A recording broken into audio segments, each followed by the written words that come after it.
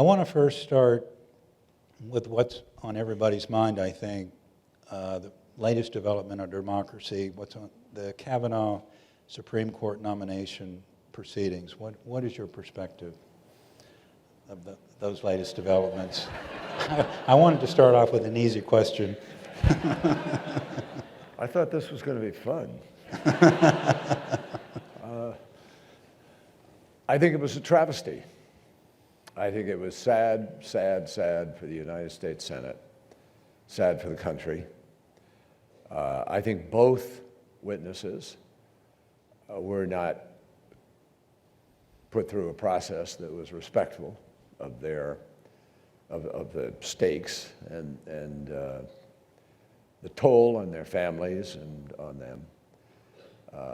And I was not impressed by the questioning process or the process itself, with a few individuals standing out, I think. But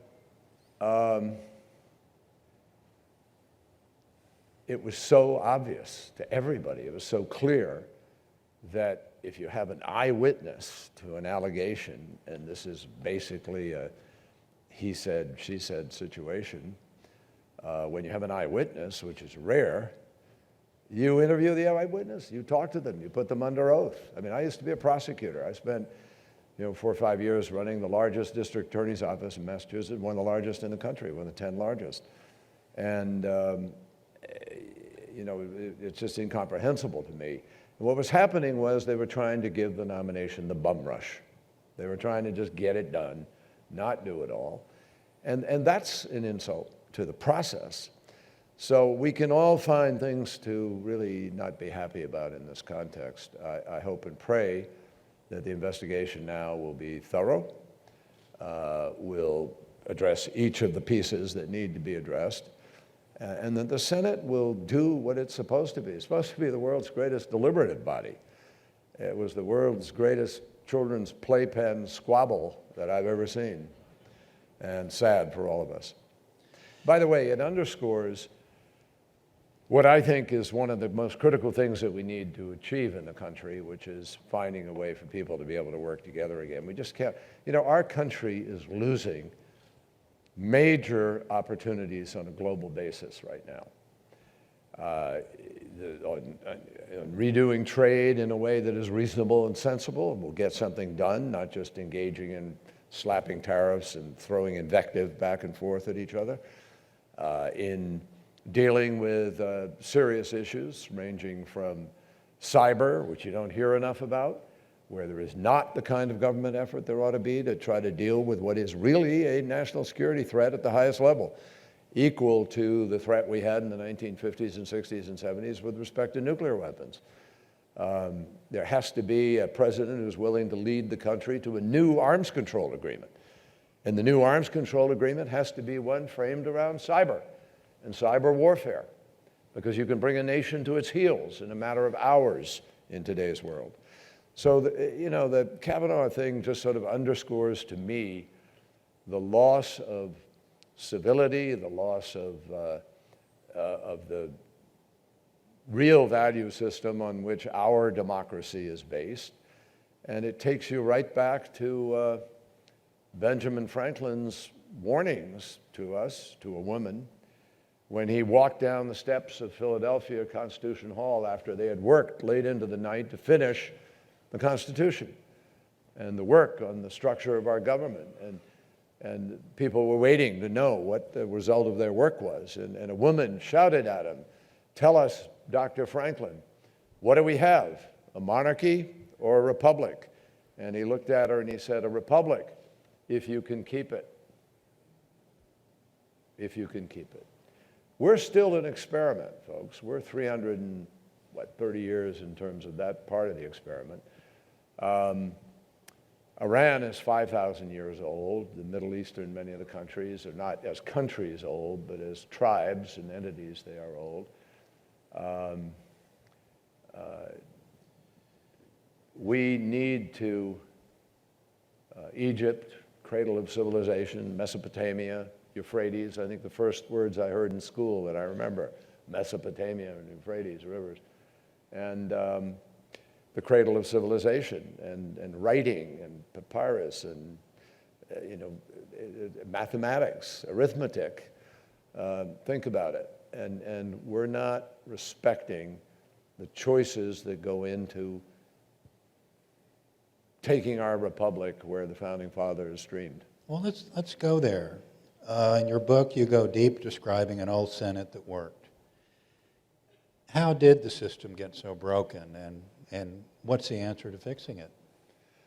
Well, the answer to fixing it, I mean, is very straightforward.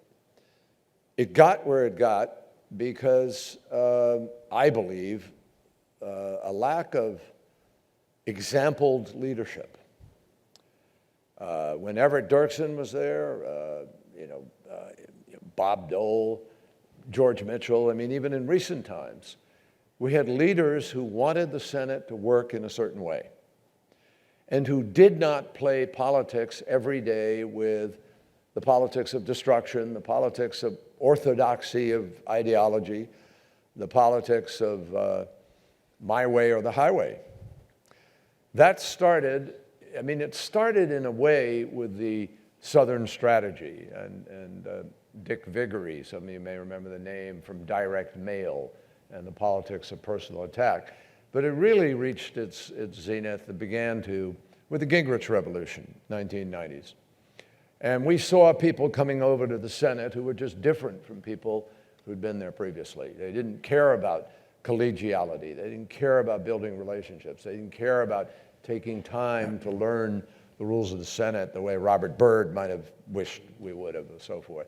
People were in a greater hurry.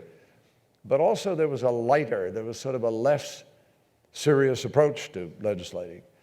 And there were several incidents that contributed to it. And by the way, both parties get their share of blame for those incidents. I mean, the Robert Bork nomination was not pretty, and it left some scars.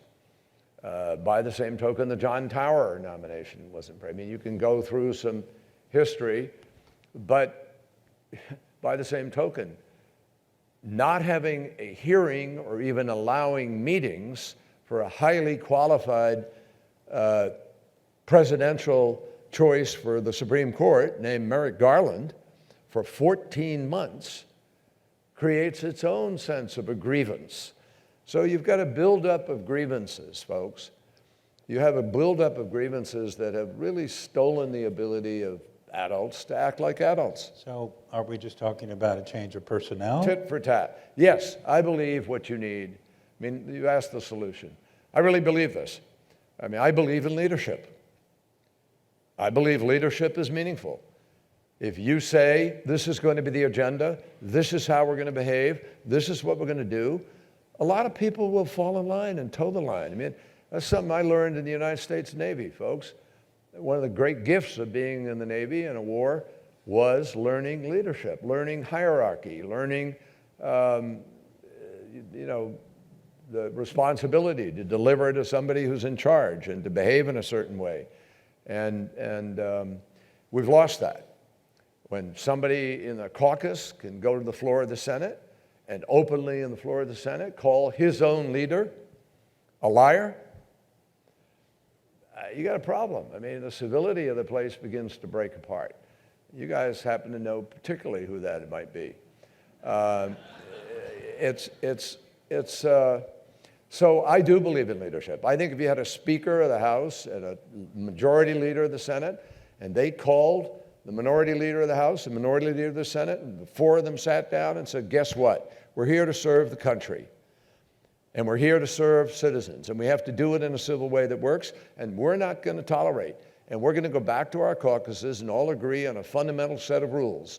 We're going to allow the regular order to work in the United States Senate. We're going to do things the way the rules were written, and we're going to work with civility towards each other. We're not going to attack each other. We're not going to turn the institution of the Congress into a political staging ground for perpetual elections.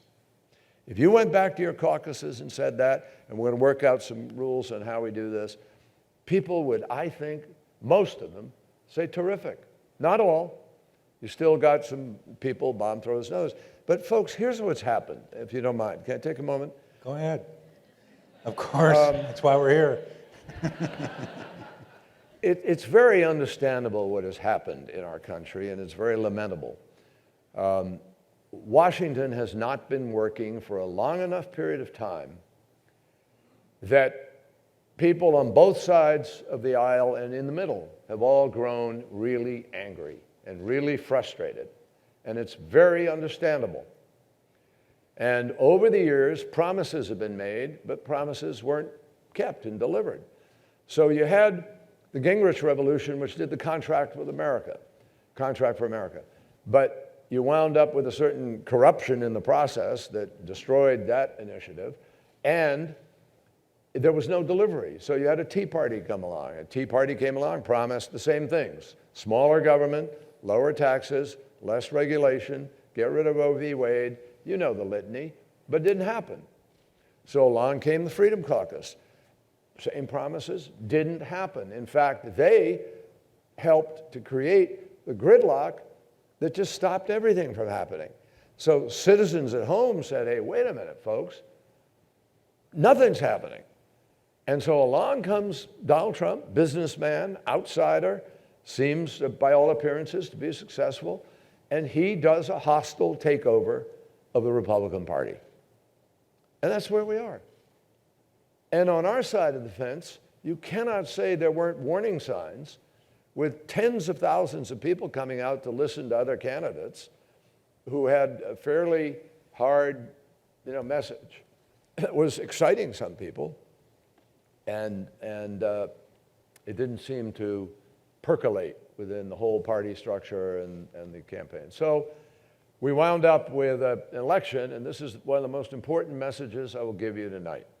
And I talk about this in the book, about how we deal with all this, and why we should be optimistic, in fact. And I am, notwithstanding the picture I'm painting for you, because I have confidence in the ability of America to deal with these problems, and our institutions are fundamentally strong, and we can make it through it.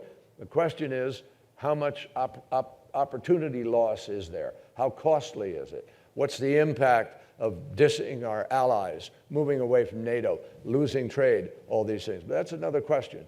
But here's the message.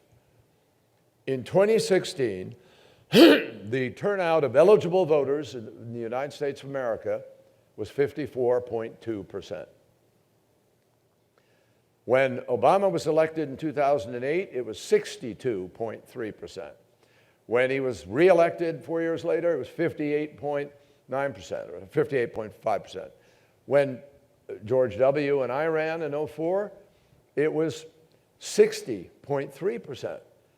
So the story of what happened to bring us to where we are in America today is not the story of who voted for whom. It's the story of the vast percentage of people that didn't come out to vote at all. That's the story. And so I think we have to resolve to ourselves. I've been privileged to be an election observer as a senator in the Philippines, in Sudan, in Kenya, in the West Bank, in Palestine. And I can remember seeing people come out notwithstanding physical danger to their lives, people with guns, tanks out in the streets. I mean, it was risky, but they came out in 85%, 90%, folks, and they voted. And I went up to somebody in Sudan and said, look, I'm really sorry you have to wait so long in line. He looked at me and laughed, and he said, what, are you kidding? I've waited 50 years for this. I'll wait another week. Folks, people in other countries take the privilege of voting really seriously. We have to restore our own democracy in the United States of America by voting. And we have to restore it by getting the big money out of the system and ending the gerrymandering. We have to end the gerrymandering, which carves out districts that make it impossible for us to actually have a truly democratic general election. We have to do that. And finally, we have to stop accepting the notion that it's okay for one party in this country to be a party that actively works to prevent American citizens from voting. That's a disgrace. We can't do that anymore. Those are the things that make a difference. Those are the things that make it. You can tell I don't care about this. I mean, I get so angry about it, folks, because it seems so obvious. We are the United States of America. Our value system is, I love it, what we take out to other countries. What we did with AIDS in Africa. We're on the brink of the first generation of children being born AIDS-free in Africa. We stopped Ebola in its tracks. When we sat in the Situation Room of the White House, we were told 1 million people are going to die in the next 4 months because of Ebola. And we said no. And President Obama had the courage to send 3,000 troops over to West Africa. We built healthcare delivery capacity. We worked with the French. We worked with the British. Each took a country. And guess what? A tiny fraction of that million, tiny fraction, died. We stopped Ebola in its tracks, folks. We can do this stuff. That's what makes me optimistic.